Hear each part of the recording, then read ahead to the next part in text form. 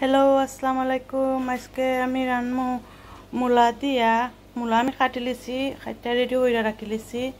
মূলা দিয়া আর ড্রাই শুটকি, এটা নামটা ভুলে গেছি, মনে নাই। বাংলাদেশের ওটা দিয়ে আমি বাজি বানাইমু। পেঁয়াজটা আমি কষাই লিছি, এখন আমি ব্লেন্ড পেঁয়াজ অলয় দিমু।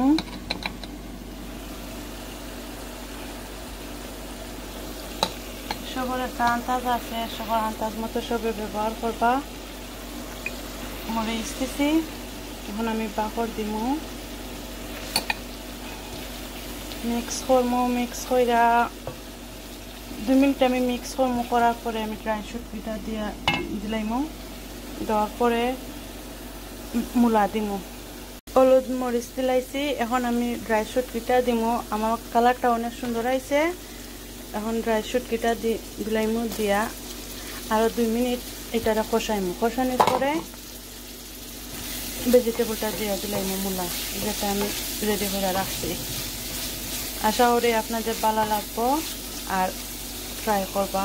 2 মিনিট হয়ে গেছে, এখন আমি ভেজিটেবলটা দিয়ে দিলাইমু। আমার ফ্রোজেন কাঁচামরিচ আছিল,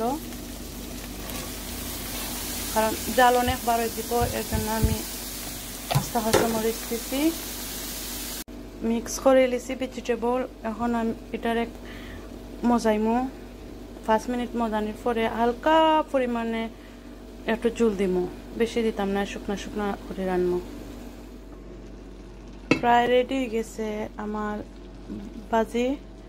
আপনারা দেখতে পারেন অনেক সুন্দর হয়েছে, টেস্টও আছে। ট্রাই করে দেখবা, ভালো লাগবো আপনারা।